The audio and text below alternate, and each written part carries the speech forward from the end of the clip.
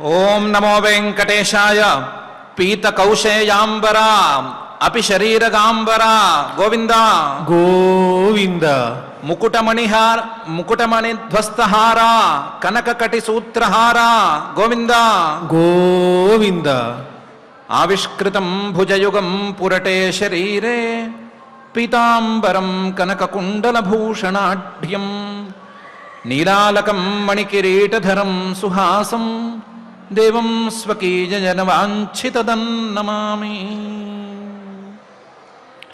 అని మహత్తమ హృదంతర నిరంతర నివాసి అయిన శ్రీనివాస పరమాత్ముని భక్తిగా నమస్కరించుకుంటూ శ్రీశుకుల వారు ఉపదేశం చేసిన శ్రీమద్భాగవతం యొక్క అధ్యయన కార్యక్రమాన్ని ప్రారంభించుకుందాము. యథాప్రకారం ఆచార్యుల వారితో కలిసి ప్రార్థనా శ్లోకాలను చదువుకుని మంగళాచరణం చేసుకుందాం. శ్రీ గురు ప్రార్థనా. గురుర్బ్రహ్మా గురుర్విష్ణు గురుర్దేవో మహేశ్వరః గురుః సాక్షాత్ పరం బ్రహ్మ తస్మై శ్రీ గురవే నమః. శ్రీనివాస ప్రార్థనా. నారాయణాద్రివాసాయ నారశ్రీవర్ధనాయ చ నారాయణాయ పూజ్యాయ శ్రీనివాసాయ తే నమః. అథ సంకల్పః. శ్రీమదాదివరాహ క్షేత్రే విరాజమానస్య నిత్యశుద్ధబుద్ధముక్తస్వభావస్య లీలాగృహీతవిగ్రహస్య శ్రీపద్మావతీ జానేః అనుగ్రహేణ అస్మాకం సర్వేషాం బుద్ధిశుద్ధ్యర్థం విద్యాభివృద్ధ్యర్థం భక్తిజ్ఞానవైరాగ్యాది తదనుకూల సర్వసంపత్సమృద్ధ్యర్థం శ్రీపరమేశ్వర ప్రీత్యర్థం శ్రీమద్భాగవత పాఠం కరిష్యామహే. అస్య శ్రీమద్భాగవత స్తోత్ర మహామంత్రస్య నారద ఋషిః బృహతి ఛందః శ్రీకృష్ణః పరమాత్మా దేవతా బ్రహ్మ బీజం భక్తిశక్తిః జ్ఞానవైరాగ్యే కీలకం అస్మాకం శ్రీమద్భగవత్ప్రసాదసిద్ధ్యర్థే పాఠే వినియోగః. ధ్యానం నారాయణాభిధఘనాఘనపూర్యమాణం శ్రీవ్యాసకీరరుజురోహితశోభమానం తామిశ్రనాశచపలాశని తత్వభానం విష్ణోః పదం విశత భాగవతం సుగానం. శ్రీ గురుభ్యో నమః. ఆగ్నేధ్రుడు గారు పూర్వచిత్తి ఇద్దరు కలిశారు. వాళ్ళకి 9 మంది పిల్లలు పుట్టారు. నాభి కింపురుష హరివర్ష ఇలావృత రమ్యక హిరణ్మయ కురు భద్రాశ్వ కేతుమాలులు అని వాళ్ళ పేర్లు. ఈ 9 మంది సంవత్సరానికి ఒకరు చొప్పున పుట్టారు. వీళ్ళందరినీ అక్కడే వదిలేసి, పుట్టిన చోటే వదిలేసి తల్లిగారు బ్రహ్మలోకానికి పయనమైపోయింది. పూర్వచిత్తి గారు బ్రహ్మలోకానికి వెళ్ళిపోయింది. మరి తల్లి ఇలా పిల్లల్ని వదిలిపెట్టి వెళ్ళిపోవచ్చా అనే సందేహం వస్తే శ్రీశుకుల వారు అంటున్నారు, వీళ్ళ విషయంలో ఆ సందేహం అక్కర్లేదు. ఆగ్నేధ్రసుతాస్తే మాతురనుగ్రహాత్ ఔత్పత్తికేనైవ సంహనన బలోపేతాః పిత్రా విభక్తాః ఆత్మతుల్య నామాని యథాభాగం జంబూద్వీపవర్షాణి బుభుజుః అని. ఈ 9 మంది పిల్లలు తల్లి కడుపున పుట్టారు కదా. తల్లి అంటే పూర్వచిత్తి స్వర్గలోకానికి చెందిన అప్సరస కూడా కాదు, బ్రహ్మలోకం దాకా వెళ్ళగలిగినటువంటి అప్సరస. చాలా గొప్ప ఆవిడ. ఆవిడికి పుట్టినందువల్ల ఆవిడ పుట్టినప్పుడే వీళ్ళందరినీ అనుగ్రహించింది. ఆ అనుగ్రహంతో ఆగ్నేధ్రసుతాస్తే ఈ 9 మంది పిల్లలు, ఆగ్నేధ్రుడికి పూర్వచిత్తికి పుట్టినటువంటి పిల్లలు, మాతుర్ అనుగ్రహాత్ తల్లి అనుగ్రహించటం వలన ఔత్పత్తికేనైవ పుట్టిన దగ్గర నుంచే సంహనన బలోపేతా దృఢమైన అవయవాలతోనూ దృఢమైన బలంతోనూ వాళ్ళు కూడి ఉన్నారు. వాళ్ళకేమి తల్లిపాలు కూడా అక్కర్లేనేమో అన్నంత స్థాయిలో చిన్నప్పటి నుంచే బలం ఉంది. ఆ బలంతో పిల్లల్ని అనుగ్రహించింది ఆవిడ. అనుగ్రహించింది కాబట్టి తల్లి వీళ్ళని వదిలిపెట్టి వెళ్ళిపోయినా వీళ్ళకేమీ ఇబ్బంది ఏమీ కలగలేదు. వాళ్ళంతటా వాళ్లే పెరిగారు. పెరిగేసరికి పిత్రా విభక్త ఓ వయసుకు వచ్చారు. వయసుకు వచ్చేసరికి తండ్రి గారు ఆగ్నేధ్రుడు గారు ఒకసారి చూసి, ఒక పని చేయండి, నా కింద ఈ జంబూద్వీపం ఉంది, ఈ జంబూద్వీపాన్ని 9 వర్షాలుగా విభాగం చేసి మీకు ఇస్తాను, మీరు దాన్ని ఏలుకుంటూ జాగ్రత్తగా కాలక్షేపం చేయండి అని తన కింద తన ఏలుబడిలో ఉండేటువంటి భాగాన్ని 9 ముక్కలుగా చేసి, పరిపాలన సౌలభ్యం కోసం 9 ముక్కలుగా చేసి 9 ముక్కల్ని 9 మంది పిల్లలకి పంచాడు. పిత్రా విభక్తా ఆత్మతుల్య నామాని, ఆ భాగాలకి మీ పేర్లేవో ఆ పేర్లే పెట్టుకోండి అని కూడా చెప్పాడు. నాభిగారినేమో నీ భాగానికి నాభివర్షం అని పేరు పెట్టుకోమన్నాడు. కింపురుషుడికేమో కింపురుష వర్షం అని పేరు పెట్టుకోమన్నాడు. అలా ఎవరి భాగంతో వాళ్ళ పేరు పెట్టుకొని ఆ భాగాన్ని పిలుచుకోమని చెప్పాడు. వాళ్ళు కూడా ఆత్మతుల్య నామాని యథాభాగం జంబూద్వీప వర్షాణి బుభుజు, చక్కగా పెద్దవాళ్ళయి వాటిని ఆ భాగాల్ని ఏలుకుని వాళ్ళు సుఖంగా ఉన్నారు. వీళ్ళు సుఖంగా ఉన్నారు కానీ తండ్రి గారు మాత్రం సుఖంగా లేడు. ఆగ్నేధ్రో రాజా అతృప్త కామానాం అప్సరసమేవ అనుదినం అధిమన్యమానః తస్యా సలోకతాం శృతుభిరవారుంద యత్ర పితరో మాదయంతే. ఆగ్నేధ్రుడు, ఈ 9 మంది పిల్లలకి తండ్రి అయినటువంటి ఆగ్నేధ్రుడు మాత్రం అతృప్త కామానాం, పూర్వచిత్తితో 9 సంవత్సరాల పాటు అనుభవించిన సుఖాలు తనకి చాలలేదు. దాంతో అప్సరసమేవ అనుదినం అధిమన్యమానః, ఆ పూర్వచిత్తి గారేమో 9 ఏళ్ల తర్వాత వెళ్ళిపోయింది కదా, 9 మంది పిల్లలు కలిగిన తర్వాత ఆవిడ్నే తలుచుకుంటూ కూర్చున్నాడు. ఎంత తలుచుకున్నాడు అంటే, అసలు ఈ సృష్టిలో నాకు అన్నిటికంటే గొప్పది ఎవరు అంటే పూర్వచిత్తే అని అనుకుంటూ వచ్చాడు. ఆ పూర్వచిత్తేమో లేకపోయే. దాంతో తస్యా సలోకతాం శృతిభిరవారుంధ, ఈ పూర్వచిత్తి అనే ఆవిడ ఎవరు, ఎక్కడుంటుంది, ఏ లోకంలో ఉంటుంది అని మెల్లమెల్లగా కనిపెట్టాడు. కనిపెడితే ఈవిడ చాలా పెద్ద అప్సరస అని తేలింది. ఈవిడ ఏ లోకంలో ఉంటుంది, ఆ లోకానికి వెళ్ళాలంటే ఏ కర్మలు చేయాలి అని కనిపెట్టాడు. వేదాల్లో ఆ పూర్వచిత్తి అనే అప్సరస ఉండేటువంటి లోకాలను గురించి, ఆ లోకాన్ని చేరటానికి ఉండేటువంటి కర్మల గురించి వివరంగా ఉంది. ఆ వివరంగా ఉండేటువంటి కర్మలన్నిటినీ చేసేశాడు. వాటన్నిటినీ తీసుకుని చేసేశాడు. చేసుకుని తస్యా సలోకతాం శృతిభిరవారుంధ, తాను అనుకున్నట్లుగానే ఆ పూర్వచిత్తి ఉన్నటువంటి లోకానికైతే చేరాడు. ఎత్ర పితరోమాదయంతే, అదేం పెద్ద విశేషం కాదు, పితృలోకంలో ఎక్కడో ఉంటుంది. అంటే కర్మలు చేసుకుని, వైదికమైనటువంటి కర్మలను చేసుకుని ఆ కర్మలకు ఫలితాలను అనుభవించేటువంటి లోకంలో ఆవిడ ఉంటుంది. ఆ లోకానికి ఈయన కూడా చేరాడు. ఆ లోకానికి చేరాడు అని మాత్రమే చెప్తున్నారు కానీ అక్కడ పూర్వచిత్తి మళ్ళీ ఈయన్ని గుర్తుపట్టిందా లేదా ఈయన పూర్వచిత్తిని కలుసుకోగలిగాడా అనే విషయాన్ని మాత్రం శ్రీ శుకుల వారు ముట్టుకోవటం లేదు.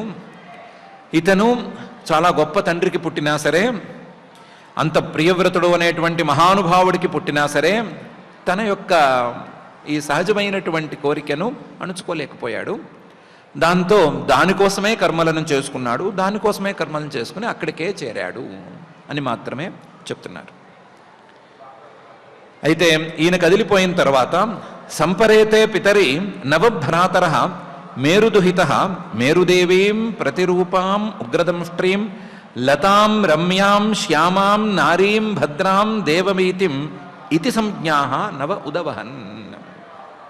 అని పిల్లలు మాత్రం జాగ్రత్తగానే కాలక్షేపం చేసినట్టున్నారు. సంపరేతే పితరి, తండ్రి గారు జరిగిపోయిన తర్వాత నవభ్రాతర, ఈ నాభి మొదలైనటువంటి 9 మంది అన్నదమ్ములు, మేరు దుహిత, మేరు అనేటువంటి ఒక ప్రజాపతి గారు, ఆ ప్రజాపతి గారి పిల్లల్ని 9 మందిని పెళ్లి చేసుకున్నారు. వాళ్ళ పేర్లు మేరుదేవి, ప్రతిరూప, ఉగ్రదంష్ట్రి, లత, రమ్య, శ్యామ, నారీ, భద్ర, దేవవీతి అని 9 పేర్లు. ఆ 9 పేర్లు కలిగినటువంటి 9 మందిని ఈ 9 మంది వరుసగా పెళ్లి చేసుకున్నారు. సంజ్ఞా నవ ఉదవహన్. అందులో పెద్ద ఆయన నాభిగారేమో మేరుదేవిని చేసుకున్నాడు, కింపురుషుడు అనే ఆయనేమో ప్రతిరూప అనే ఆవిడ్ని పెళ్లి చేసుకున్నాడు. ఇలా 9 మందిని వరుసగా పెళ్లి చేసుకున్నారు అని చెప్పి 23 గద్యాలున్నటువంటి ఈ ద్వితీయాధ్యాయాన్ని, ఆగ్నేధ్ర చరితం అనేటువంటి అధ్యాయాన్ని మహర్షి గారు ఇక్కడికి పూర్తి చేసేస్తున్నారు. చెప్పదలుచుకున్నటువంటి విషయాన్ని ఈ అధ్యాయంలో ఇంతే చెప్పారు. గొప్ప గొప్ప వాళ్ళ పిల్లలు అవ్వచ్చు, గొప్ప సంప్రదాయం కావచ్చు, లేదా గొప్ప వాళ్ళు అందించినటువంటి మార్గాన్ని ఎదుర్కొండా చూస్తూ కూడా ఉండొచ్చు. కానీ దాన్ని అందుకోలేకపోవటం అనేది, ఆ దారిలో నడవలేకపోవటం అనేది మానవులకు ఉన్నటువంటి ఒక బలహీనత. ఆ బలహీనతని ఈ ఆగ్నేయుధ్రుడు అనే ఆయన ప్రదర్శించి తన తండ్రి నడిచిన దారిలో నడవలేక చివరికి ఎక్కడికో చేరాడు.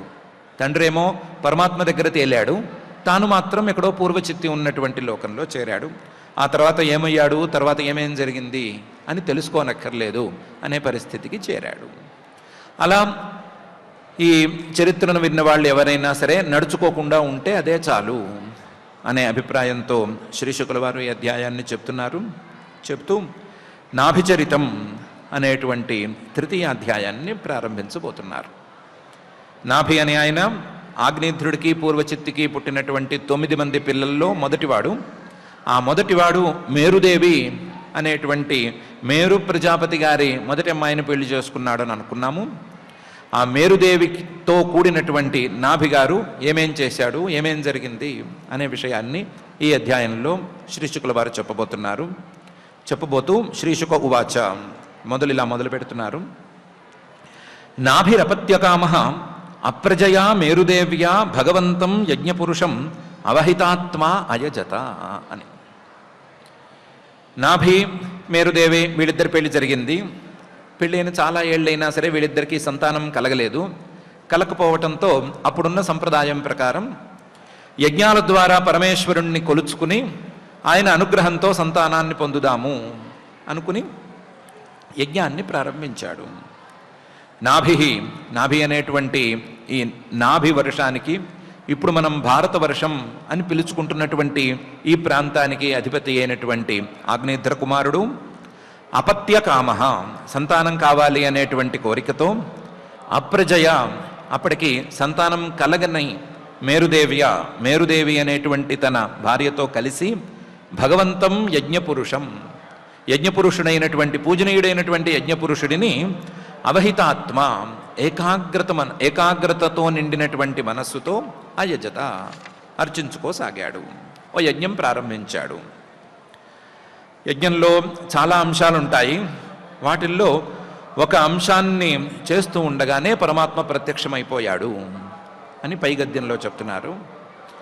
తస్య హవావ శ్రద్ధయా విశుద్ధభావేన యజత ప్రవర్గీయేషు ప్రచరత్సు ద్రవ్య దేశ కాల మంత్ర ఋత్విక్ దక్షిణ విధాన యోగోపపత్య దురధిగమోపి భగవాన్ భాగవత వాత్సల్యతయా సుప్రతీక ఆత్మానం అపరాజితం నిజజనాభిప్రేతార్థ విధిత్సయా గృహీత హృదయంగమం మనోనయనానందనావయవాభిరామం ఆవిశ్చకార అని.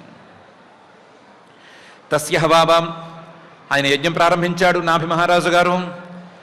యజ్ఞం చాలా శ్రద్ధగా సాగుతోంది, శ్రద్ధగా చేస్తున్నాడు. శ్రద్ధయా, అలాగే విశుద్ధ భావేన, విశుద్ధమైనటువంటి మనస్సుతో చేస్తున్నాడు. సంతానం కావాలి, సంతానానికి కావలసినటువంటి వివాహం పూర్తయింది. వివాహం పూర్తయినా సంతానం కలగటం లేదు. దానికి పరమాత్మ అనుగ్రహమే కావాలి అనేటువంటి అభిప్రాయంతో చేస్తున్నాడు.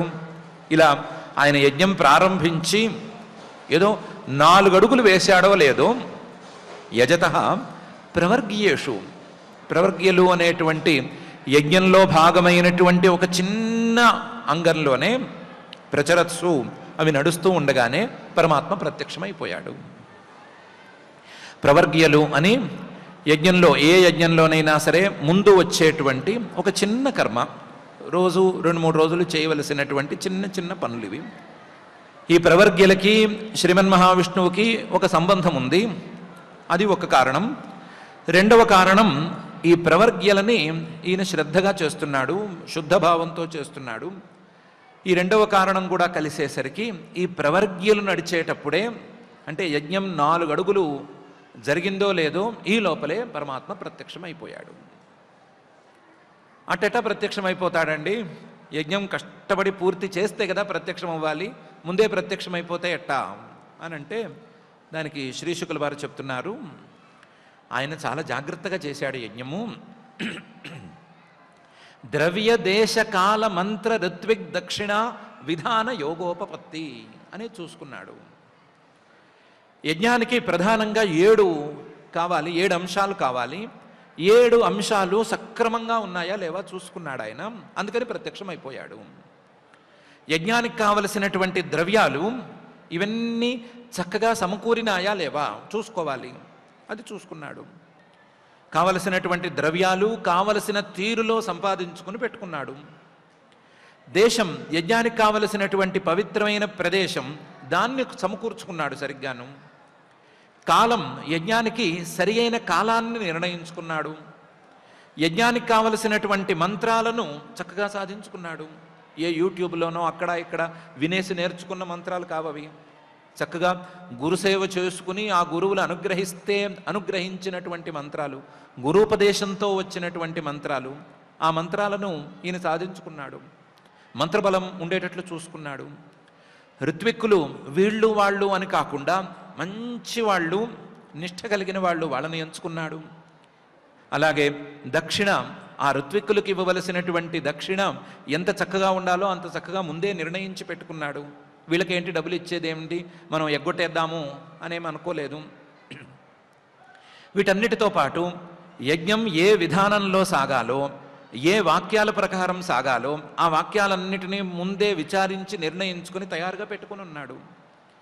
ఇన్ని కలిసేసరికి ద్రవ్య దేశ కాల మంత్ర ఋత్విక్ దక్షిణా విధాన యోగోపపత్తి అనేది వచ్చేసరికి దురధిగమోపి, నిజంగానే యజ్ఞం మొత్తం పూర్తయిన తర్వాత కూడా ప్రత్యక్షమవుతాడో లేదో తెలియనటువంటి పరమాత్మే అయినప్పటికీ భగవాన్, ఆ పరమాత్మ ప్రత్యక్షమైపోయాడు. ఎందుకు ప్రత్యక్షమయ్యాడు అంటే ఇన్ని కారణాలు ఉన్నాయి కదా. ఈయనకి ఈ ద్రవ్య దేశకాల మంత్రద్విక్ దక్షిణా విధాన యోగోపపత్తి ఉంది, శ్రద్ధ ఉంది, విశుద్ధ భావం ఉంది, అలాగే ప్రవర్గ్యానికి శ్రీమన్ మహావిష్ణువుకి సంబంధం ఉంది. ఇన్ని రకాల కారణాలు ఉన్నాయి కదా. వీటన్నిటిని మించి ఇంకొక కారణం కూడా ఉంది. అది భాగవత వాత్సల్యతయ. ఎవరైనా భక్తులుంటే ఆ భక్తుల మీద, తన పిల్లల మీద ఉండేటువంటి దయ, పిల్లల మీద తండ్రికి ఎంత దయ ఉంటుందో అంత దయ ఆయనకు ఉంటుంది కదా. ఆ దయ అనే కారణం కూడా జతకూడేసరికి ఈ నాభి చక్రవర్తి గారు నిజమైన భగవద్భక్తుడు అయ్యేసరికి ఆయన మీద ప్రేమతో ఈయన ప్రత్యక్షమైపోయాడు. దురధిగమోపి, మిగతా వాళ్ళకి తొందరపడి ఆయన ఏం ప్రత్యక్షమవ్వడు, మిగతా వాళ్ళేం ఆయన్నేం పొందలేరు, కానీ ఈయన మాత్రం పొందగలిగాడు. ఎలా వచ్చాడు అంటే అట్టా ఇట్టా రాలేదు. సుప్రతీక, మంచి అవయవాలతో, అందమైనటువంటి అవయవాలతో, అందమైన ఆభరణాలతో ఈయన కంటికి ఇంపుగా ఉండేటట్లుగా వచ్చాడు. సుప్రతీక వచ్చి ఆత్మానం అపరాజితం ఆవిశ్చకార, తనను తాను అక్కడ స్వతంత్రంగా, ఈ నాభి చక్రవర్తి గారు పూర్తిగా పిలవకుండానే అన్నట్లుగా తనను తాను అక్కడ తీసుకొచ్చి ప్రత్యక్షం చేయించాడు. తనంతట తానే ప్రత్యక్షమైపోయాడు. స్వతంత్రుడు ఆయన, అపరాజిత. ఇంకొకళ్ళు చెప్తే వచ్చేవాడు కాదు, ఇంకొకళ్ళు చెప్తే వినవలసిన అవసరం ఆయనకేమీ లేదు. తన దయతో ఆయనంతట ఆయనే వచ్చి ప్రత్యక్షమయ్యాడు. ప్రత్యక్షం ఎందుకయ్యాడు అంటే నిజ జనాభిప్రేతార్థ విధిత్సయ గృహీత హృదయ. ఈ నాభి చక్రవర్తి గారు కావలసిన, ఆయన కోరుకుంటున్నటువంటి కోరికని ఎక్కడో ఉండి కూడా తీర్చేసేయచ్చు, ఆ వైకుంఠంలోనే కూర్చునే తీర్చేయచ్చు. కానీ ఈయన నావాడు, ఈ నాభిచక్రవర్తి అనేవాడు నావాడు.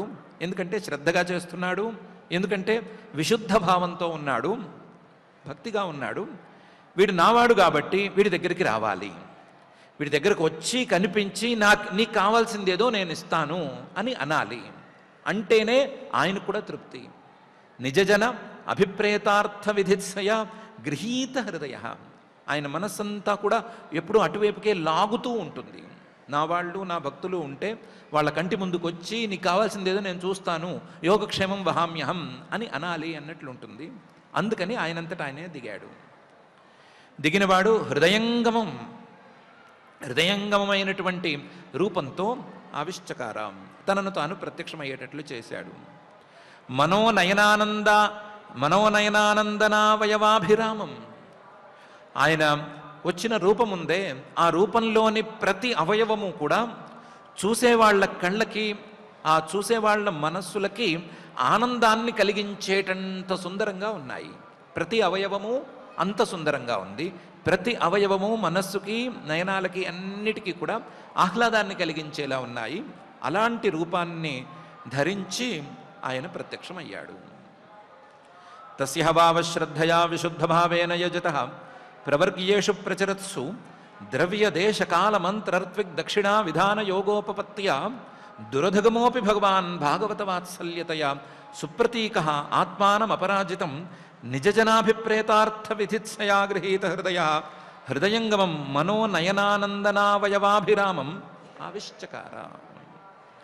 ఆయనంతటా ఆయనే ప్రత్యక్షమయ్యాడు. ప్రత్యక్షమైన వాడు ఎలా ఉన్నాడు? ఆ ప్రత్యక్షమైన వాడిని ఋత్విక్కులు, నాభిచక్రవర్తి గారు వీళ్ళందరూ ఎలా గౌరవించారు అంటే దాన్ని 3వ గద్యంలో చెప్తున్నారు. అథః తమ ఆవిష్కృత భుజయుగలద్వయం హిరణ్మయం పురుష విశేషం కపిశ కౌశేయాంబరధరం ఉరసి విలసత్ శ్రీవత్సలలామం దరవర వనరుహ వనమాలా చూర్యమృత మణి గదాభిరుపలక్షితం స్ఫుట కిరణ ప్రవర ముకుట కుండల కటక కటిసూత్రహార కేయూర నూపురాద్యంగ విభూషణ విభూషితం ఋత్విక్ సదస్య గృహపతయ అధనా ఇవ ఉత్తమధనముపలభ్య సబహుమానం అర్హణేన అవనత శీర్షాణ ఉపతస్థు అని. ఆయన ప్రత్యక్షమైన ఆయన ఆవిష్కృత భుజయుగలం యుగలద్వయం. అథ ఆయన అలా ప్రత్యక్షమయ్యేసరికి ఉన్న వాళ్ళందరూ చూశారు ఒకసారి ఎలా ఉన్నాడు ఈయన అని. ఎలా ఉన్నాడు? ఆవిష్కృత భుజ యుగలద్వయం, 4 భుజాలతో ప్రత్యక్షమయ్యాడు. చూడటానికి ఈసారి నల్లగా రాలేదు, వీళ్ళ ముందుకి హిరణ్మయం బంగారు వర్ణంలో వచ్చాడు. బంగారు వర్ణంలో ధగధగలాడిపోతూ వచ్చాడు. హిరణ్మయం తేజోమయం, ఆయన కాంతిని చూసేవాళ్ల కళ్ళు తట్టుకోలేవు అన్నంత స్థాయిలో ఆయన వచ్చాడు. పురుష విశేషం, చూడంగానే తెలిసిపోతుంది ఈయన పురుషోత్తముడు అనే విషయం. అలాంటి ఆకారంలో వచ్చాడు. కపిశ కౌశేయ అంబరధరం, పట్టుబట్ట కట్టుకునున్నాడు. ఆయన బ్రాండ్ పట్టుబట్టు ఉంది, కాస్తంత పింక్ కలర్లో ఉంటుంది లేదా పసుపచ్చ రంగులో ఉంటుంది. అలాంటి పసుపచ్చ పట్టుబట్ట కట్టుకున్నాడు.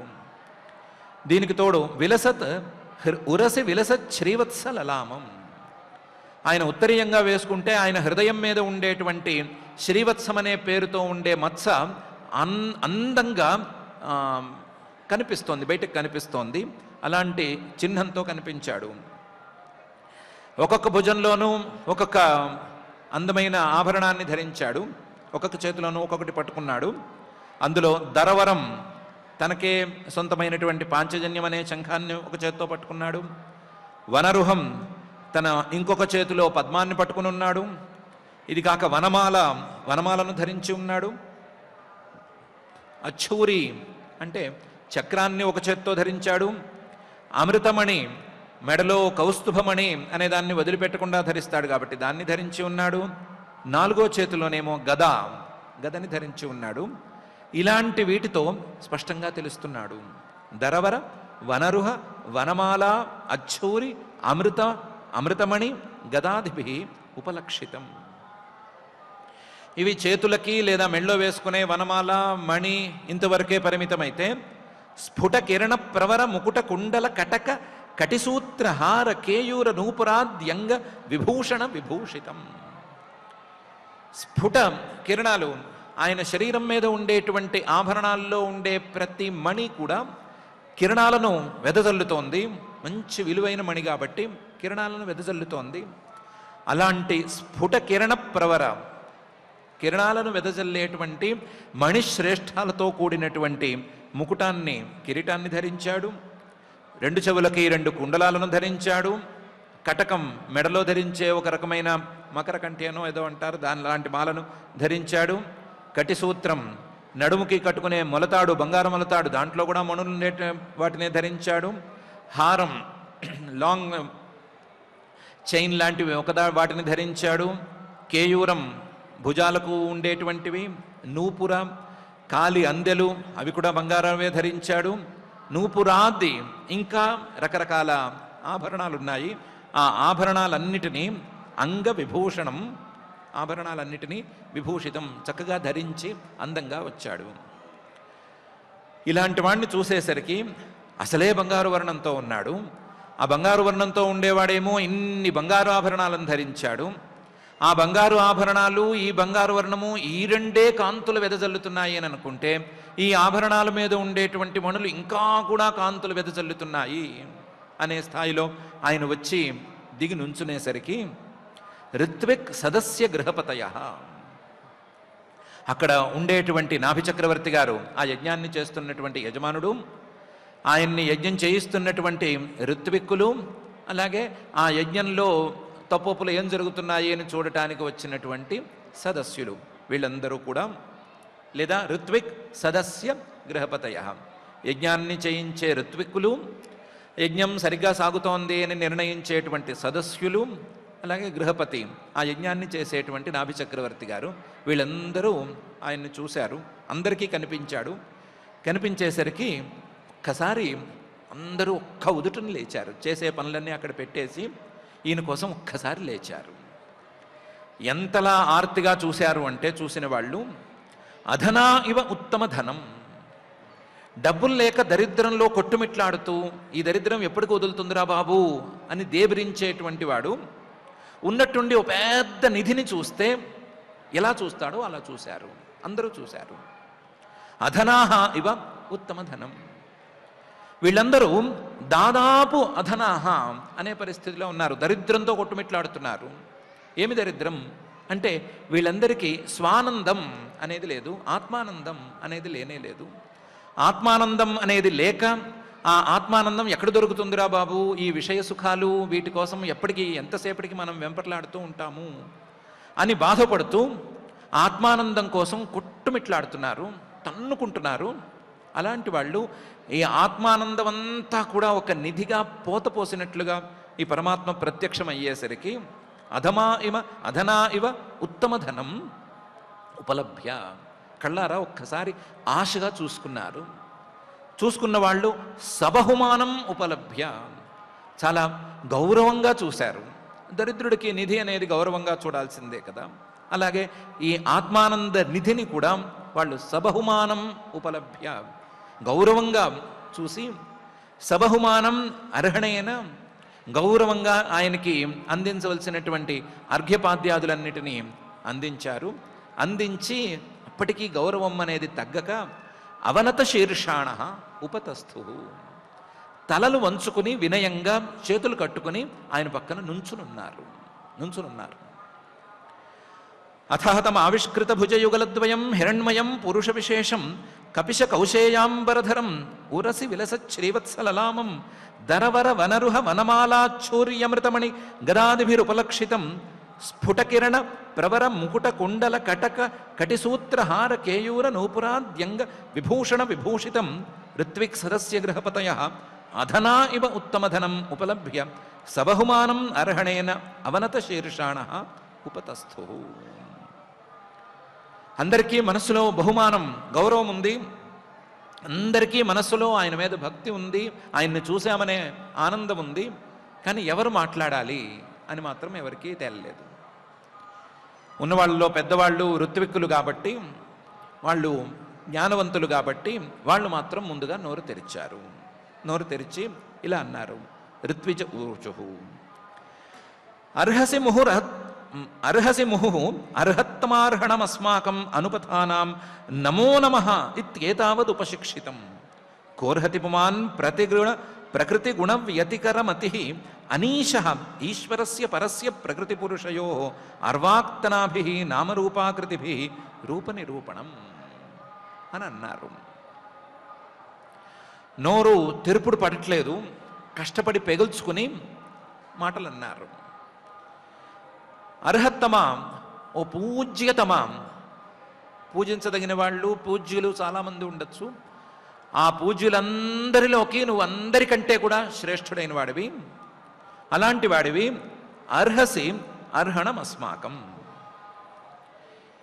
నువ్వు మా పూజను తీసుకోగలవు, మా పూజను స్వీకరించు. నువ్వు పూజ్యుల్లో కల్లా పూజ్యుడివి అనే అభిప్రాయంతో మేము పూజ ఏదో చేశాము, ఏదో అర్ఘ్యము పాద్యము ఇచ్చాము, ఇచ్చిన దాన్ని నువ్వు స్వీకరించు అని చెప్పటం ఎందుకు అంటే, నువ్వు పరిపూర్ణ ఆనంద స్వరూపుడివి అని చూస్తేనే తెలుస్తోంది కదా.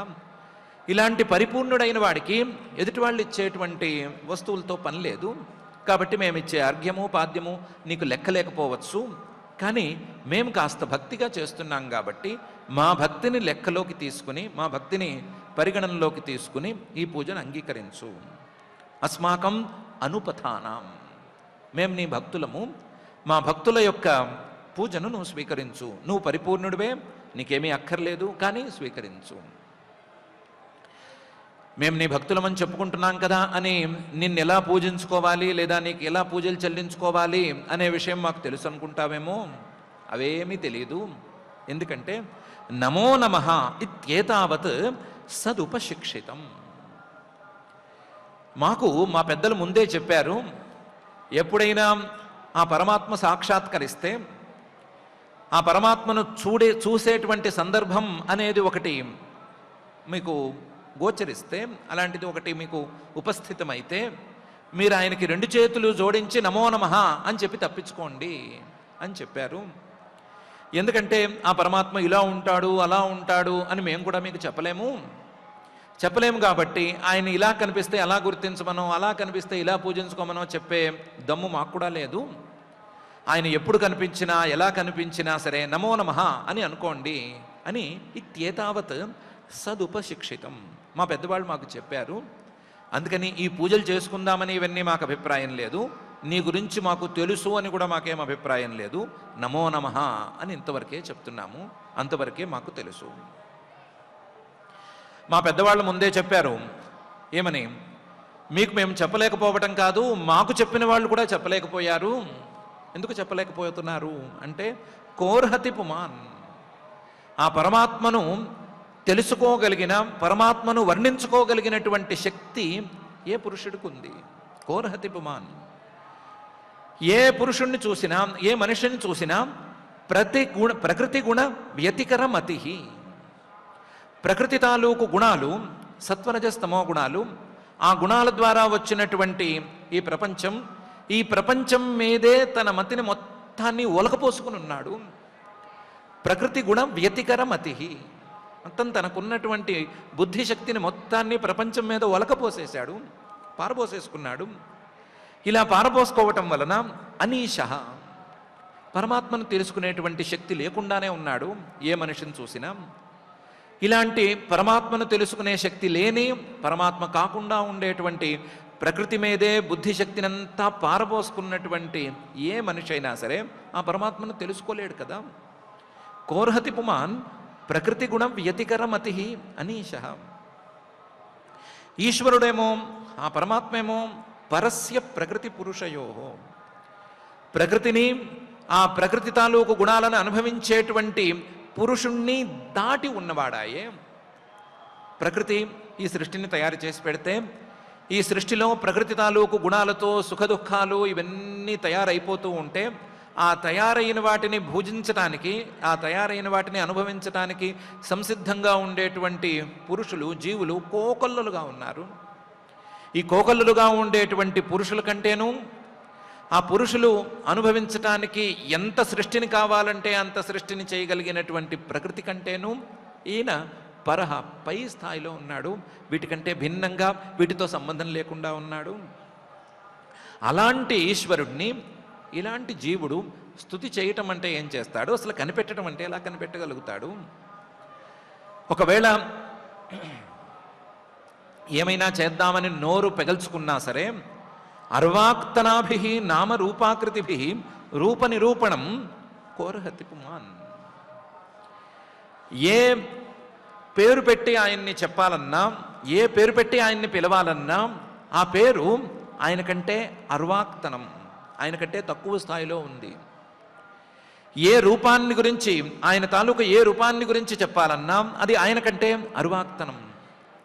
ఆయన తాలూకు ఏ ఆకృతిని గురించి చెప్పాలన్నా ఆ ఆకృతి అర్వాక్తనం, ఆయన కంటే తక్కువ స్థాయిది. ఆయన గురించి ఏ పేరు చెప్పాలన్నా ఆ పేరు ప్రకృతి తాలూకు ఒక విశేషం, నామ ప్రకృతి తాలూకు విశేషం. ఆయన గురించి ఏ రూపాన్ని చెప్పాలన్నా ఆ రూపం ప్రకృతిలో ఉండేటువంటి ఒక విశేషం, ఆకృతి అది కూడా ప్రకృతిలో ఉండేటువంటి విశేషమే. ప్రకృతిలో ఉండేటువంటి విశేషాలతో ప్రకృతితో సంబంధం లేని పరమాత్మను ఏమని చెప్తారు, ఎలా చెప్పగలుగుతారు? ఆయన యొక్క స్వరూప నిర్ణయాన్ని, స్వరూప నిరూపణాన్ని ఈ నామాంతోనూ ఈ రూపంతోనూ ఈ ఆకృతులతోనూ ఎలా చేస్తారు? చెట్టు అంటే ఎలా ఉంటుంది, ఓ పేరు పెట్టి చెప్పచ్చు, దాని రూపాన్ని చెప్పచ్చు, చూపించవచ్చు, దాని ఆకృతిని డిఫైన్ చేసి చూపించవచ్చు. ఎందుకంటే చెట్టు ప్రకృతికి సంబంధించిన అంశమే, దాని నామ రూప ఆకృతులు అన్నీ కూడా ప్రకృతిలో ఉండేటువంటి భాగాలే. ప్రకృతి కలవచ్చు, కానీ ప్రకృతి కంటే పైన ఉండేటువంటి ఈశ్వరుడు ఈ ప్రకృతి తాలూకు నామరూపాకృతులతో ఏ రకంగానూ సంబంధం కలిగి ఉండడు కదా.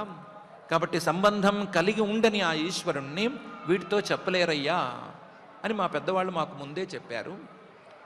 కాబట్టి నిన్ను మేము తెలుసుకోలేకపోతున్నాము, తెలుసుకోలేకపోయిన వాళ్ళము మేమేదేదో నీ మీద భక్తులమని చెప్పుకోవటమే తప్ప, నీ మీద భక్తి ఉంది అని చెప్పుకోవటమే తప్ప, నువ్వు ఇలాంటి వాడివి అలాంటి వాడివి అని తెలుసుకుని నీకేదో పూజలు చేసుకుంటున్నాము అనేమి అనుకోవటం లేదు.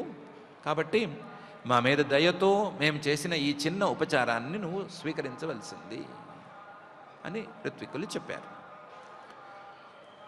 ఈ ఋత్విక్కుల పేర్లేవి బయటపడలేదు, కానీ గొప్పవాళ్ళు, చాలా మహానుభావులు చాలా గొప్పగా పరమాత్మ స్వరూపాన్ని వర్ణించారు. అర్హసి ముహు అర్హత్తమార్హణమస్మాకం అనుపథానాం నమో నమ ఇత్యేతావత్ సదుపశిక్షితం కోర్హతి పుమాన్ ప్రకృతిగుణ వ్యతికరమతి అనీశః ఈశ్వరస్య పరస్య ప్రకృతి పురుషయోరర్వాక్తనాభిర్నామరూపాకృతిభి రూప నిరూపణం అని చాలా గొప్పగా అన్నారు, చాలా గొప్పగా అన్నారు. సమానే వృక్షే పురుషో నిమగ్నః అనీశయా శోచతి ముహ్యమానః జుష్టం యదా పశ్యత్యన్యమీశం అస్య మహిమానమితి వీతశోకః అనే ముండక వాక్యాన్ని అనువాదం చేసి చెప్పారు. పరమాత్మ ఉండటానికి ఈ సృష్టిలో భాగంగా ఉంటే ఉండొచ్చు, లేదా ఈ శరీరంలో ఉంటే ఉండవచ్చు. కానీ పరమాత్మకి జీవుడికి ఒక చిన్న తేడా ఉంది. సమానే వృక్షే పురుషో నిమగ్నః, ఒకే చోట ఇద్దరు ఉన్నా సరే ఇద్దరికి చిన్న తేడా ఉంది. ఏంటంటే ఈ జీవుడు అనేవాడు అనీశయ, తాను కానటువంటి ప్రకృతితో తనను తాను కలిపేసుకున్నాడు, కలుపుకుని తన యొక్క స్వాతంత్ర్యాన్ని పోగొట్టుకున్నాడు.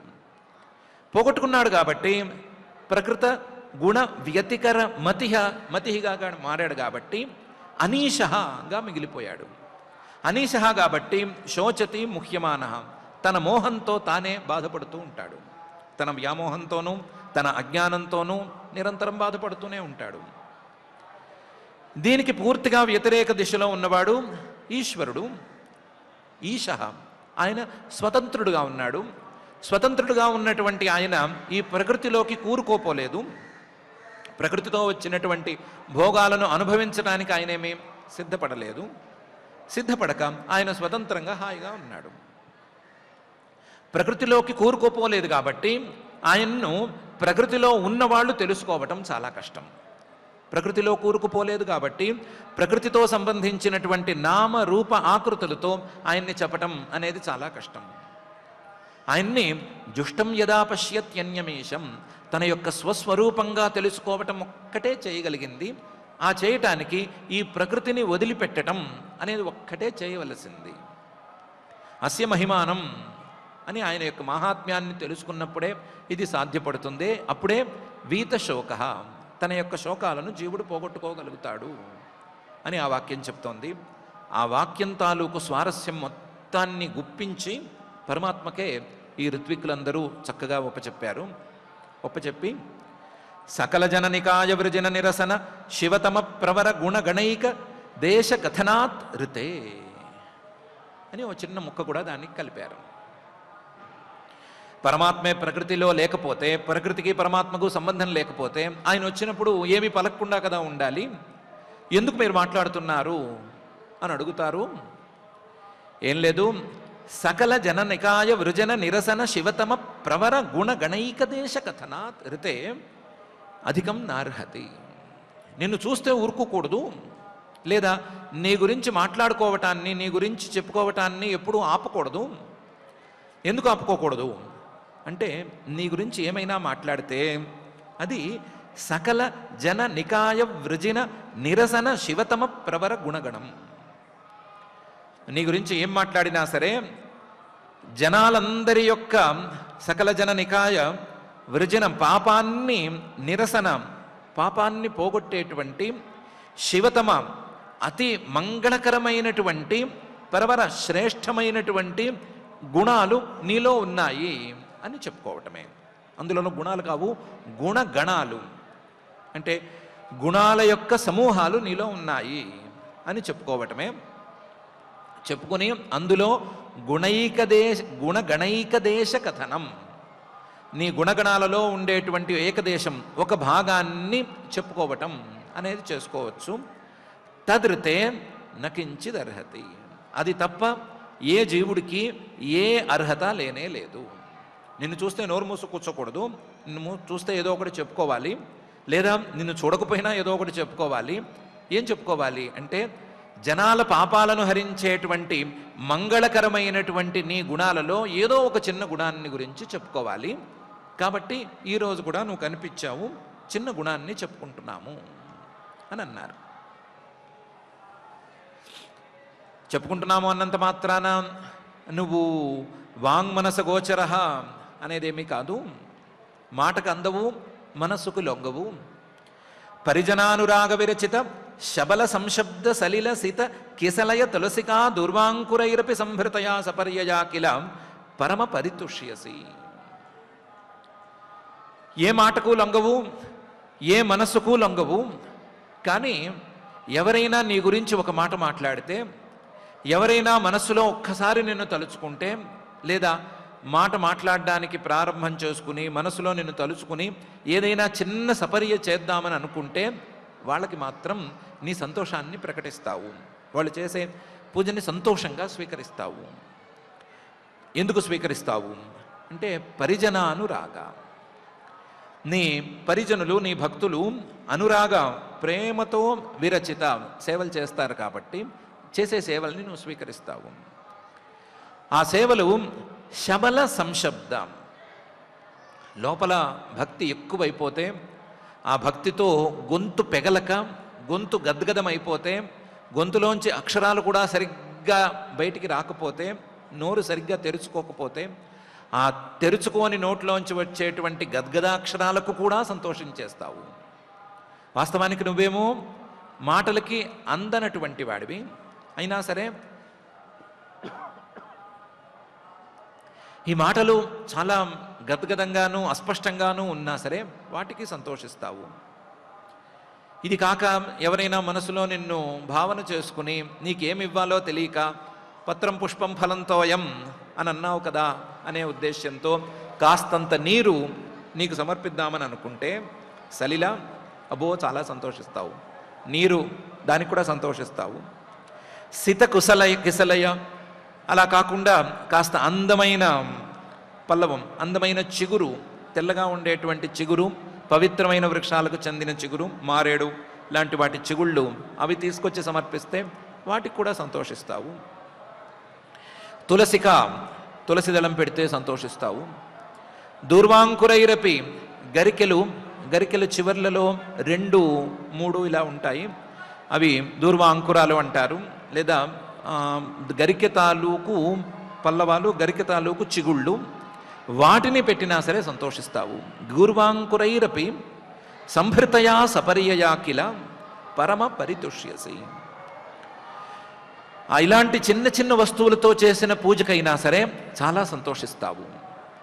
తులసి, చిన్న చిన్న పూలు, నీరు, దూర్వాంకురాలు ఇలాంటి వాటితో చేసే పూజలకు కూడా సంతోషిస్తావు. పరమ, నువ్వు వాస్తవానికి సర్వోత్కృష్టుడమైనా సరే పరితుష్యసి, ఈ చిన్న వాటికి కూడా సంతోషిస్తావు.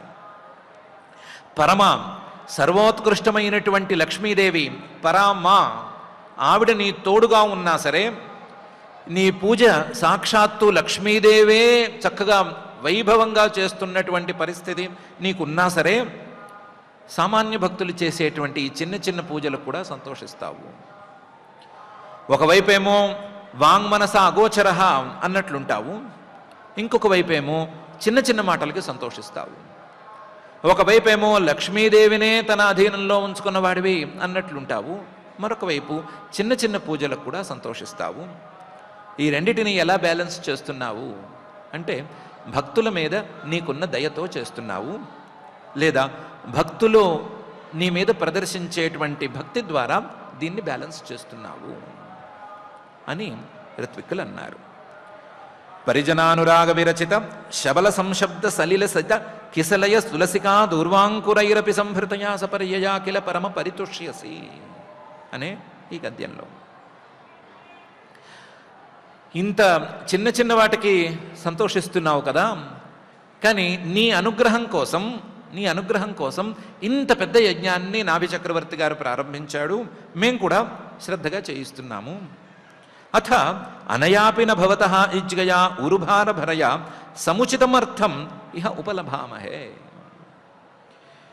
అథ ఒకవేళ ఇది కాకపోతే, అనయాపి ఇంత కష్టపడి చేస్తున్నాం కదా ఈ యజ్ఞాన్ని, భవతః ఇజ్గయా నీకోసం నిన్ను ఉద్దేశించి ఇంత పెద్ద యాగం చేస్తున్నాం కదా, ఉరుభార భరయా చాలా బరువైన యాగం ఇది, ఎన్నో అంగాలు ఎన్నో విశేషాలను సాధించుకుని పెట్టుకుంటే కానీ జరగని యాగం ఇది, చాలా సంక్లిష్టమైన యాగం, దీన్ని చేస్తున్నాం కదా, కానీ దీనివల్ల నీకు కావలసినటువంటి ప్రయోజనం అనేది మాత్రం ఏమీ లేదు. సముచితం అర్థం ఇహ నోపలభామహే. ఈ యాగాన్ని చేస్తే ఈ యాగం ద్వారా నీకు కలిగేటువంటి ఉపయోగం అనేది లేనే లేదు, ఈ యాగం ద్వారానే నువ్వు సంతోషిస్తావు అనేది కూడా లేదు. నువ్వు పరిపూర్ణుడివి గనక నీకు ఈ యాగంతో పని లేదు, భక్తినే ప్రధానంగా కొలుస్తావు కాబట్టి నీకు ఇంత పెద్ద పనితో కూడా పని లేదు.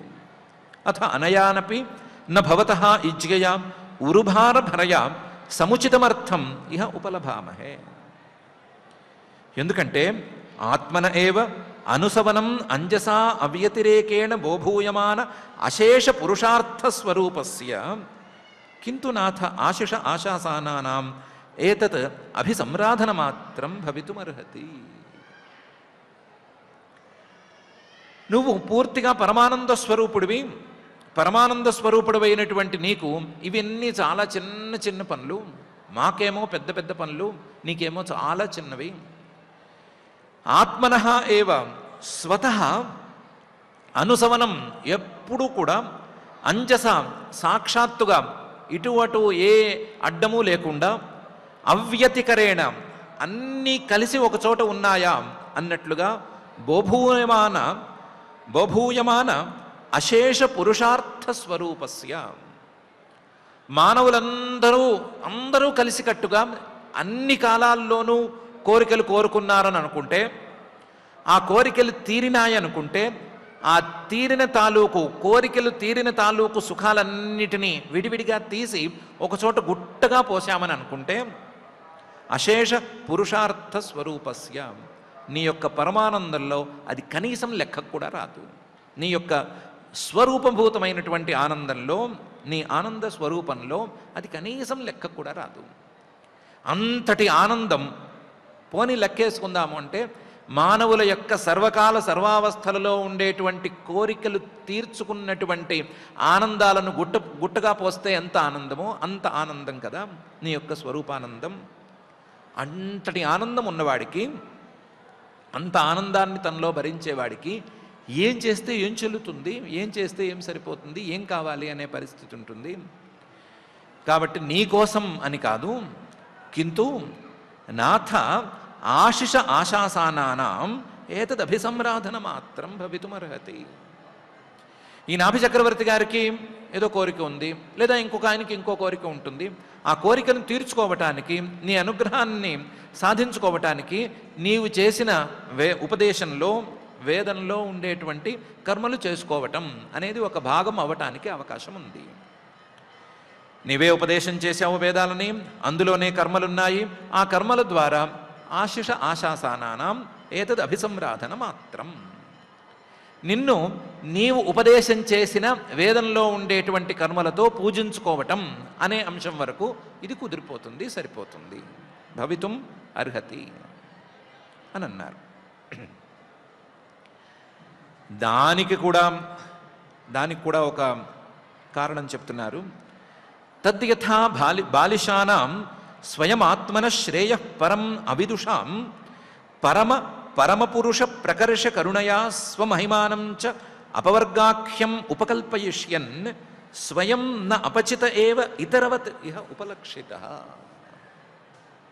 అని ఒక దృష్టాంతంతో చెప్తున్నారు. ఒక తెలివైన వాడు ఉన్నాడు, తెలివి తక్కువ వాళ్ళు చాలామంది ఉన్నారు. తెలివైన వాడు కాస్తంత దయ ఉన్నవాడు. తెలివి తక్కువ వాళ్ళేమో తెలివి తక్కువగా ఏవేవో చేస్తున్నారు. తెలివి తక్కువ వాళ్ళు చేసే పని చూసి తెలివైన వాడు, దయ ఉన్నవాడు, మంచివాడు అయితే ఏం చేస్తాడు అంటే వాళ్ళు చేసే పనులు చూసి నవ్వుకుంటూ కూర్చోడు. ఏం చేస్తాడు? వాళ్ళు పిలవకపోయినా, వాళ్ళు ఏవి సలహాలు అడగకపోయినా సరే తనంతట తానే అక్కడికి వెళ్ళి వాళ్ళకి ఇలా కాదు ఇలా చేసుకోండి అని సలహా ఇస్తాడు. వాళ్ళకి నచ్చేటట్లుగా, వాళ్ళ తెలివి తక్కువతనానికి దగ్గరగా ఉండేటట్లుగా ఏదో ఒక దారిని చూపిస్తాడు. మరి తెలివి తక్కువ వాళ్ళకి చాలా తెలివైన వాళ్ళ ఐడియాస్ అవి చెప్తే పిచ్చోడా పావు పని చూసుకోమని చెప్తారు, అందుకని అది చెల్లదు. వాళ్ళకి దగ్గరగా ఉండేది, వాళ్ళకి కన్విన్సింగ్గా ఉండేది ఏమైనా ఉంటే దాన్ని చూసి చెప్తాడు. అట్లాగే తద్యథా బాలిషానాం స్వయం ఆత్మనః శ్రేయఃపరం అవిదుషాం. మేము కూడా అజ్ఞానంలో తెలివి తక్కువగానే కదా ఉన్నాము. బాలిషాః స్వయం ఆత్మనః శ్రేయఃపరం అవిదుషాం. నిజంగా మనకున్నటువంటి శ్రేయస్సు, మనం పొందవలసినటువంటి ఫలితం ఏముంది అని మాకు కూడా సరిగ్గా తెలియదు. ఇలాంటి వాళ్ళకి పరమపురుష ప్రకర్ష కరుణయ. నువ్వు వాస్తవానికి పరమ పురుష, అందరికంటే గొప్పవాళ్ళు, శ్రేష్ఠులు, తెలివైన వాళ్ళు ఉన్నారనుకుంటే వాళ్ళందరికంటే కూడా గొప్పవాడివి. పరమ పురుష, పరముల కంటే పరముడుగా ఉండేటువంటి, గొప్పవాళ్ళ కంటే గొప్పవాడిగా ఉండేటువంటి పురుషుడివి నువ్వు. అలాంటి వాడివి. ప్రకర్ష కరుణయ, మామూలు కరుణతో కాదు, చాలా గొప్ప కరుణతో దిగొచ్చావు. దిగి వచ్చి ఏం చూపించదలుచుకున్నావు అంటే స్వమహిమానం అపవర్గాఖ్యం ఉపకల్పయిష్యన్. ఒకసారి నీ స్వరూపాన్ని మాకు చూపించదలిచావు. నీ స్వరూపాన్ని చూస్తే మాకు కూడా ఈ పరమాత్మలో ఏమింత ఆనందం ఇమిడి ఉంది, ఈయనెందుకు ఇంత ఆనందంగా ఉన్నాడు అని ప్రశ్న కలిగి, ఇది స్వస్వరూప ఆనందము, అది పరమాత్మను తెలుసుకున్న వాళ్ళకి ఎవరికైనా సరే అందుతుంది అని అనిపించి మేము కూడా ఆ దారిలో నడుచుకోవాలి అని అనుకుంటే సరిపోతుంది అనే అభిప్రాయంతో దిగావు. అపవర్గాఖ్యం ఉపకల్పయిష్యన్. ఏదో విధంగా ఈ అపవర్గం అనే దాన్ని పరిచయం చేయటం కోసం, దాన్ని దగ్గరగా తీసుకురావటం కోసం, మరి ఒకేసారి చెప్పేస్తే వినరనుకున్నాం కదా, దాన్ని పరిచయం చేయటం కోసం దిగి వచ్చినట్లుంది. స్వయం న అపచిత ఏవ ఇతరవత్ ఇహ ఉపలక్షిత. మేము ఇంకా నిన్ను సరిగ్గా పిలవలేదు, నిన్ను అసలు ఇంతవరకు సరిగ్గా పూజించుకోనే లేదు, యజ్ఞమేమీ ముందుకు వెళ్ళలేదు, 4 అడుగులు అంటే 4 అడుగులు వేశారంతేను. ఈ లోపలే నువ్వు వచ్చేసావు. స్వయం న అపచిత ఏవ, ఇంకా పూజ పూర్తి కాకుండానే వచ్చేసావు. ఇతరవత్, ఏదో పూజ పూర్తి చేయకుండానే పూజలో నేను భాగంగా ఉండాలి, వీళ్ళు పూజిస్తారు, నేను వెళ్ళి ఆ పూజల్ని తీసుకోవాలి అన్నట్లుగా వచ్చేసావు. ఇతరవత్ ఇహ ఉపలక్షిత. నీకు ఏమీ ప్రయోజనం లేదు, నీ సాక్షాత్కారానికి కూడా నీకు ప్రయోజనం ఏమీ లేదు. నువ్వు ఇక్కడికి రావటానికి కానీ వచ్చి మా కళ్ళ ముందు నిలబడటానికి కూడా నీకేం ప్రయోజనం లేదు, దీనివల్ల కూడా మాకే ప్రయోజనము, మాకు ప్రయోజనాన్ని కల్పించడం కోసం నువ్వు ఇంత దూరం వచ్చేసావు అని అన్నారు. తద్యథా బాలిశానాం స్వయమాత్మన శ్రేయ పరమ విదుషాం పరమపురుష ప్రకర్ష కరుణయా స్వమహిమానం చ అపవర్గాఖ్యముపకల్పయిష్యన్ స్వయం న అపచిత ఏవ ఇతరవదిహ ఉపలక్షిత. సరే, నువ్వు వచ్చావు, గొప్పవాడివి, వచ్చిన వాడివి, తర్వాత ఏమంటావు అంటే, మేమందరం నిన్ను చూశాం కదా, చూసిన వాళ్ళందరూ తలా ఒక వరం కోరుకోండి అంటావు. ప్రత్యక్షమైతే వరం ఇవ్వకుండా వెళ్ళే అలవాటు నీకు లేదు. నువ్వు వరం కోరుకోండి అనేంత వరకు ఆగే అలవాటు మాకు కూడా లేదు. నువ్వు అనకముందే మేము వరం అడిగేస్తున్నాము అనేసి అడిగేశారు. అథ అయమేవ వరో యర్హత్తమ యర్హి బర్హిషి రాజర్షేర్ వరదర్షభ భవాన్ నిజపురుషేక్షణ విషయ ఆసీత్. ఏం వరం అడగాలి అంటే అన్నారు, అడిగేందుకు వరమేముంది, నువ్వు ప్రత్యక్షమయ్యావు, దీన్ని మించిన వరమేముంది, ఇదే చాలు, ఈ వరమే చాలు అని అన్నారు. అథ అయమేవ వరహ, ఇదే పెద్ద వరం, గొప్ప వరం. ఏంటి? అర్హత్తమ, పూజ్యతముడమైనటువంటి నువ్వు, యర్హి బర్హిషి రాజర్షేర్ వరదర్షభ, రాజర్షి ఈ నాభి చక్రవర్తి గారు, ఆయన బర్హిషి యజ్ఞం చేస్తూ ఉంటే, యర్హి ఎప్పుడైతే నువ్వు ప్రత్యక్షమయ్యావో, ఎలాంటి వాడివి? వరదర్షభ, వరాలనిచ్చే వాళ్లలో కల్లా శ్రేష్ఠుడమైనటువంటి వాడివి నువ్వు. అలాంటి వాడివి నువ్వు ఎప్పుడైతే భవాన్ ఎప్పుడైతే నిజపురుషేక్షణ విషయ, నీ భక్తులం మేము, మా కళ్ళకు నువ్వు కనిపించావు అనేది ఎప్పుడైతే ఆసీత్ జరిగిందో, నీ భక్తులమైనటువంటి మా కళ్ళకి నువ్వు ఎప్పుడు కనిపించావో, ఆ కనిపించడమే పెద్ద వరం కదా, దీన్ని మించిన వరం ఏముంటుంది, కాబట్టి మేము వరం అడిగేసినట్లే, నువ్వు వరం ఇచ్చేసినట్లే అని అన్నారు. అథాయమేవ వరో హ్యర్హత్తమ యర్హి బర్హిషి రాజర్షేర్ వరదర్షభో భవాన్ నిజపురుషేక్షణ విషయ ఆసీత్ అని. ఏమంత పెద్ద వరమా అంటే, నీ దర్శనం అంత సులభంగా దొరకదు, చాలా కష్టపడితే కానీ దొరకదు. అలాంటి దర్శనం సులభంగా మాకు దొరికింది అంటే చాలా పెద్ద వరమే లెక్క. అసంగ నిశిత జ్ఞానానల విధూతాశేషమలానాం భవత్స్వభావానాం ఆత్మారామాణాం మునీనాం అనవరత పరిగుణిత గుణగణ పరమ మంగళాయన గుణగణ కథనోసి. చాలా చాలా గొప్ప వాళ్ళకి, చాలా చాలా ప్రయత్నం చేసిన వాళ్ళకి కూడా నువ్వు కంటికేం కనిపించవు. వాళ్ళు నువ్వు ఇలాంటి వాడివి, అలాంటి వాడివి అని మాట్లాడుకుంటూ కూర్చోవాలి జీవితం అంతాను. అలాంటి వాడివి, అంతటి వాడివి నువ్వు దర్శనం ఇచ్చావు అంటే, అబ్బో చాలా పెద్ద వరం అది. ఎంత ప్రయత్నం చేస్తారు నీ కోసం అంటే, అసంగ, ఏ వస్తువుతోనూ సంగం పెట్టుకోకుండా, ఏ వస్తువుతోనూ సంబంధం లేకుండా అన్నిటి మీద వైరాగ్యాన్ని పెంచుకుంటారు. పెంచుకుని ఆ వైరాగ్యంతో నిశిత జ్ఞానం, ఆ వైరాగ్యంతో జ్ఞానానికి పదును పెట్టుకుంటారు. రోజు రోజుకి ఆ వైరాగ్యం పెంచుకోవటం, ఆ వైరాగ్యంతో జ్ఞానానికి పదును పెట్టుకోవటం చేస్తూనే ఉంటారు. అలా పదును పెట్టగా పెట్టగా పెట్టగా, కత్తిని పదును పెట్టడానికి బాగా రాయి మీద గీస్తే ఏమొస్తుంది? నిప్పురవ్వలు వస్తాయి చూడండి. అలా నిప్పురవ్వలు వచ్చినట్లుగా ఈ జ్ఞానం వైరాగ్యం ఈ రెండిటి యొక్క రాపిడికి ఒక అగ్గి పుట్టుకొస్తుంది. అసంగ నిశిత జ్ఞాన అనల, ఆ నిప్పురవ్వలకి లేదా ఆ నిప్పుకి విధూత అశేషమలానం, మనసులో ఉండేటువంటి మాలిన్యాలన్నీ కూడా మాడి మసైపోతాయి లేదా బూడిదైపోతాయి. అశేషమలానం, ఏ మాలిన్యము, హృదయంలో ఉండే ఏ మాలిన్యమో మిగిలిపోదు. ఆ స్థాయికి చేరుకుని ఉంటారు, సాధనలో అంత స్థాయికి చేరుకుని ఉంటారు. భవత్స్వభావానం, నువ్వెలా ఉంటావో వాళ్ళు అలాగే ఉండిపోతారు. నువ్వు ఎలాగైతే అసంగంగా ఉంటావో అలాగే అసంగంగా ఉంటారు. నువ్వు ఎలా వైరాగ్యంగా ఉంటావో అలాగే వైరాగ్యంగా ఉంటారు. నువ్వు ఎలాగైతే మనస్సును పనిచేయనివ్వకుండా ఉంటావో వాళ్ళు అలాగే మనస్సును పనిచేయనివ్వకుండా ఉంటారు. అంత నీ స్వభావంతో సమానమైన స్వభావాన్ని తెచ్చుకోవాలి అని విశ్వప్రయత్నం చేస్తూ ఉంటారు. ఆత్మారామాణం, నువ్వు కేవలం స్వరూపానందాన్ని మాత్రమే అనుభవిస్తావు. బాహ్యం వేరే విషయాలు ఏవైనా ఉంటే వాటితో ఆనందాన్ని అనుభవించవు అని తెలుసుకుని, మేము కూడా అలాగే ఉంటాము, బయట విషయాల జోలికి పోనే పోము అని మొండి పట్టుకుని కూర్చుని ఉంటారు. ఆత్మారామాణం మునీనాం ఎప్పుడు మననం చేస్తూనే ఉంటారు. అలాంటి వాళ్ళకి నువ్వు కనిపించవు. అలాంటి వాళ్ళకి ఎంతవరకు అవకాశం ఇస్తావు అంటే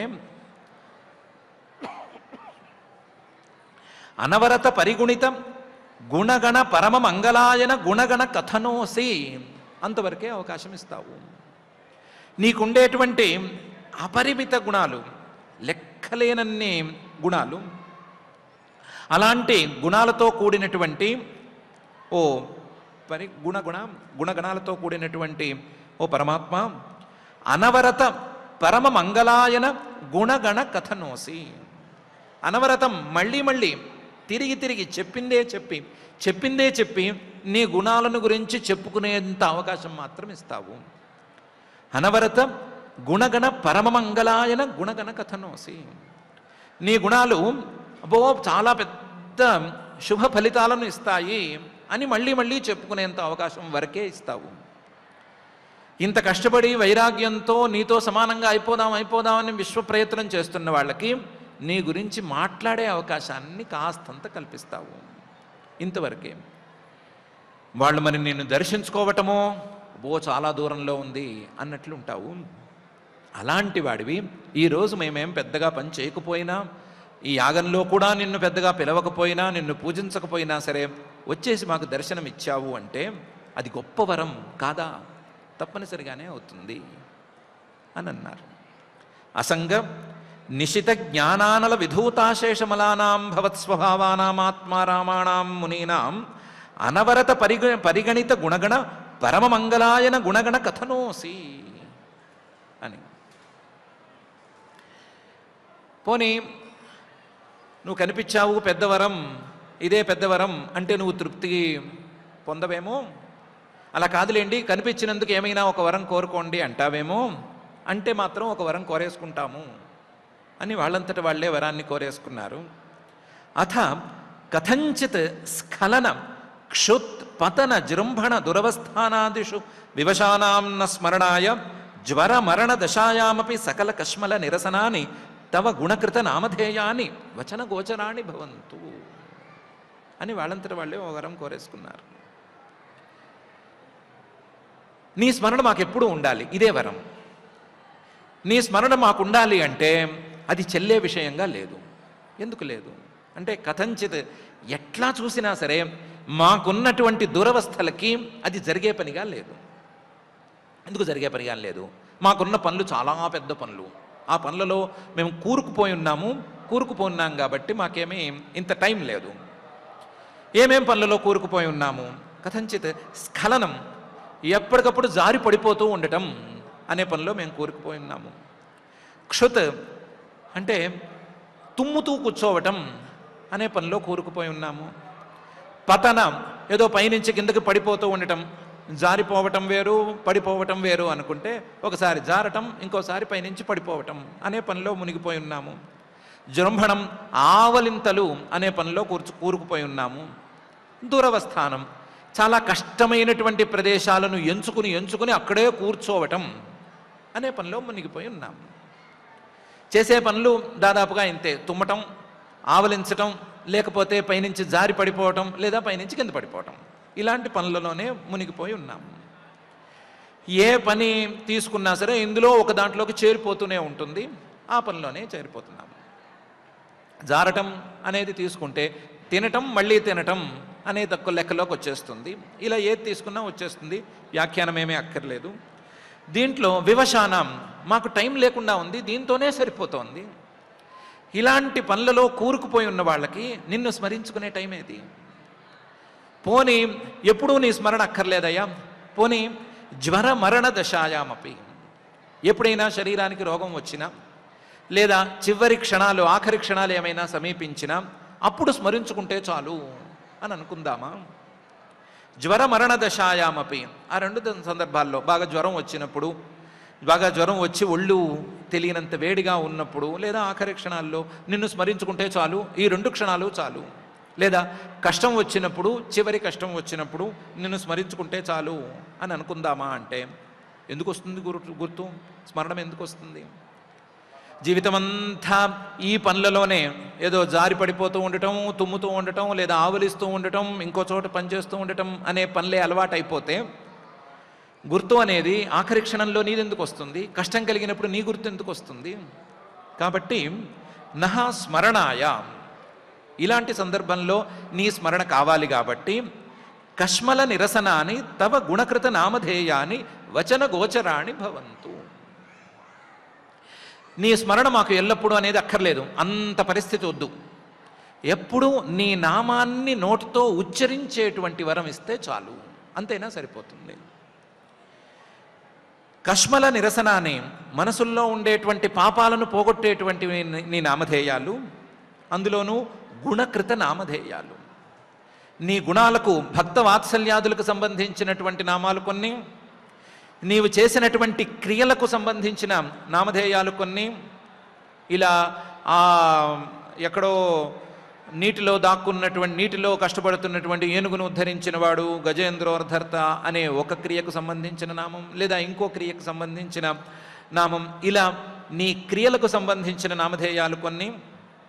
అలాగే నీ పేర్లు, ఇంకా అర్థమే తెలియనక్కర్లేదు అనే తీరులో ఉండే పేర్లు కొన్ని, లేదా నీ గుణాలకి సంబంధించిన పేర్లు, అర్థం తెలిసినా తెలియకపోయినా నీ గుణాలకు సంబంధించిన పేర్లు. ఇవి మా నోళ్లలో నానుతూ ఉంటే చాలు, మా నోళ్లలో తిరుగుతూ ఉంటే చాలు. ఎప్పుడూ తిరుగుతూ ఉంటే మనసుకి ఏమి ఎక్కక్కర్లేదు, మనసులో ఏమి అనుకోనక్కర్లేదు. ఎప్పుడూ నోళ్లలో తిరుగుతూ ఉంటే ఆ తిరుగుతూ ఉండేటువంటి నామమే కష్టం వచ్చినప్పుడో, జ్వరం వచ్చినప్పుడో, ఆఖరి కష్టం వచ్చినప్పుడో కూడా తిరిగితే, అప్పుడు ఏమైనా మనసు కాస్తంత సహకరించి ఆ అర్థం మీదకు మనస్సు వెళ్ళితే అదే చాలు, ఆ సమయంలో వచ్చిన స్మరణే చాలు. ఈ మాత్రం మాకు వరం ఇస్తే చాలు అని అడిగారు. అథ కథంచిత్ స్ఖలన క్షుత్పతన జృంభణ దురవస్థానాదిషు వివశానాం న స్మరణాయ జ్వర మరణదశాయామపి సకల కష్మల నిరసనాని తవ గుణకృత నామధేయాని వచన గోచరాణి భవంతు అని.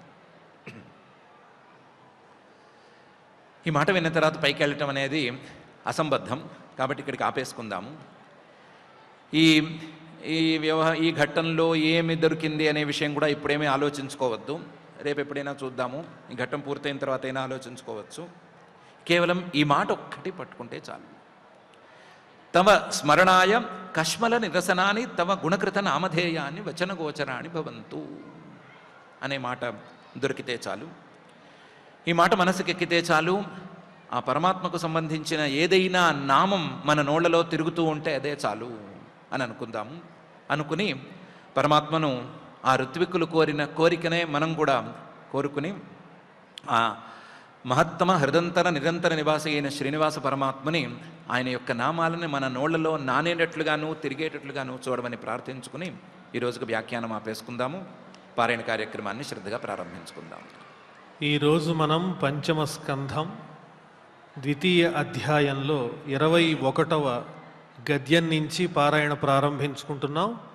అలాగే ఈ 5వ స్కంధంలో 3వ అధ్యాయంలో ఉన్న గద్య భాగాన్ని కూడా పారాయణ చేసుకుందాం. అథ శ్రీమద్భాగవతే పారమహంస్యాం సంహితాయాం పంచమస్కంధే ద్వితీయాధ్యాయే గద్యభాగః ఆగ్నేధ్రసుతాస్తే మాతుః అనుగ్రహాత్ ఔత్పత్తికేనైవ సంహనన బలోపేతాః పిత్రా విభక్తాః ఆత్మతుల్యనామాని యథాభాగం జంబూద్వీపవర్షాణి బుభుజుః ఆగ్నేధ్రో రాజా అతృప్తః కామానాం అప్సరసమేవ అనుదినం అనుదినం అధిమన్యమానః అధిమన్యమానః తస్యాః సలోకతాం తస్యాః సలోకతాం శృతిభిః శృతిభిః అవారుంధ అవారుంధ యత్ర పితరో మాదయంతే యత్ర పితరో మాదయంతే సంపరేతే పితరి సంపరేతే పితరి నవభ్రాతరః నవభ్రాతరః మేరుదుహితః మేరుదుహితః మేరుదేవీం మేరుదేవీం ప్రతిరూపాం ప్రతిరూపాం ఉగ్రదంష్ట్రీం ఉగ్రదంష్ట్రీం లతాం లతాం రమ్యాం రమ్యాం శ్యామాం శ్యామాం నారీం నారీం భద్రాం భద్రాం దేవవీతిమితి దేవవీతిమితి సంజ్ఞాః సంజ్ఞాః నవోదవహన్ నవ ఉదవహన్ ఇతి ఇది శ్రీమద్భాగవతే శ్రీమద్భాగవతే పారమహంస్యాం సంహితాయాం పారమహంస్యాం సంహితాయాం పంచమస్కంధే పంచమస్కంధే ద్వితీయోऽధ్యాయः ద్వితీయోऽధ్యాయः అథ అథ శ్రీమద్భాగవతే శ్రీమద్భాగవతే పారమహంస్యాం సంహితాయాం పారమహంస్యాం సంహితాయాం పంచమస్కంధే పంచమస్కంధే తృతీయోऽధ్యాయः తృతీయోऽధ్యాయः శ్రీశుక ఉవాచ శ్రీశుక ఉవాచ నాభిః నాభిః అపత్యకామః అపత్యకామః అప్రజయా మేరుదేవ్యా అప్రజయా మేరుదేవ్యా భగవంతం యజ్ఞపురుషం భగవంతం యజ్ఞపురుషం అవహితాత్మా అవహితాత్మా అయజత అయజత తస్య వావ తస్య వావ శ్రద్ధయా శ్రద్ధయా విశుద్ధభావేన విశుద్ధభావేన యజతః యజతః ప్రవర్గ్యేషు ప్రచరత్సు ప్రవర్గ్యేషు ప్రచరత్సు ద్రవ్యదేశ ద్రవ్యదేశ కాలమంత్ర కాలమంత్ర ఋత్విగ్దక్షిణ ఋత్విగ్దక్షిణ విధాన యోగోపపత్యా విధాన యోగోపపత్యా దురధిగమోపి దురధిగమోపి భగవాన్ భగవాన్ భాగవత వాత్సల్యతయా భాగవత వాత్సల్యతయా సుప్రతీకః సుప్రతీకః ఆత్మానం అపరాజితం ఆత్మానం అపరాజితం నిజ జనాభిప్రేతార్థ విధిత్సయా నిజజనాభిప్రేతార్థ విధిత్సయా గృహీత హృదయః గృహీత హృదయః హృదయంగమం హృదయంగమం మనోనయనానందన మనోనయనానందన అవయవాభిరామః అవయవాభిరామః ఆవిశ్చకార ఆవిశ్చకార అథ హతం అథ హతం ఆవిష్కృత భుజయుగళద్వయం ఆవిష్కృత భుజయుగలద్వయం హిరణ్మయం హిరణ్మయం పురుష విశేషం పురుష విశేషం కపిశ కౌశేయాంబర కపిశ కౌశేయాంబర ధరం ధరం ఉరసి ఉరసి విలసత్ విలసత్ శ్రీవత్సలలామం శ్రీవత్సలలామం దరవర దరవర వనరుహ వనరుహ వనమాల వనమాల అచ్చూరి అచ్చూరి అమృతమణి అమృతమణి గదాభిః గదాదిభి ఉపలక్షితం ఉపలక్షితం స్ఫుటకిరణ స్ఫుటకిరణ ప్రవర ప్రవర ముకుటకుండల ముకుటకుండల కటక కటి కటకకటి సూత్ర సూత్ర హారకేయూర హారకేయూర నూపురాది నూపురాది అంగభూషణ అంగభూషణ విభూషితం విభూషితం ఋత్విక్ సదస్య ఋత్విక్ సదస్య గృహపతయః గృహపతయః అధనా ఇవ అధనానివ ఉత్తమధనం ఉపలభ్య ఉత్తమోపలభ్య సబహుమానం సబహుమానం అర్హణేన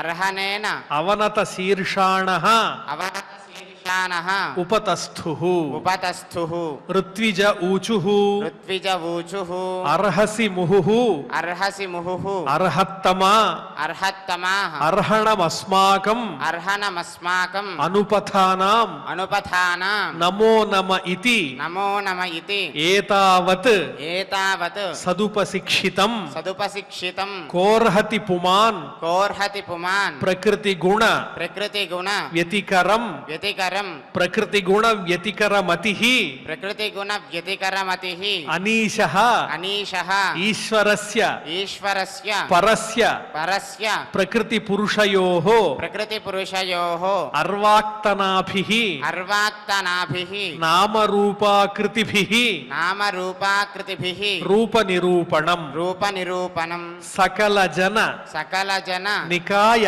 నికాయ వృజిన వృజిన నిరసన నిరసన శివతమ శివతమ ప్రవర ప్రవర గుణగణైక దేశ గుణగణైక దేశ కథనాదృతే కథనాదృతే పరిజన పరిజన అనురాగ విరచిత అనురాగ విరచిత శబల సంశబ్ద శబల సంశబ్ద సలిల సలిల సిత కిసలయ లిత కిసలయ తులసికా తులసికా దూర్వాంకురైరపి దూర్వాంకురైరపి సంభృతయా సపర్యయా సంభృతయా సపర్యయా కిల కిల పరమ పరమ పరితుష్యసి పరితుష్యసి అథ అథ అనయాపి అనయాపి న భవతః న భవతః ఇజ్యయా ఇజ్జయా ఉరుభార భరయా ఉరుభార భరయా సముచితం సముచితం అర్థం అర్థం ఇహ ఇహ ఉపలభామహే ఉపలభామహే ఆత్మన ఏవ ఆత్మన ఏవ అనుసవనం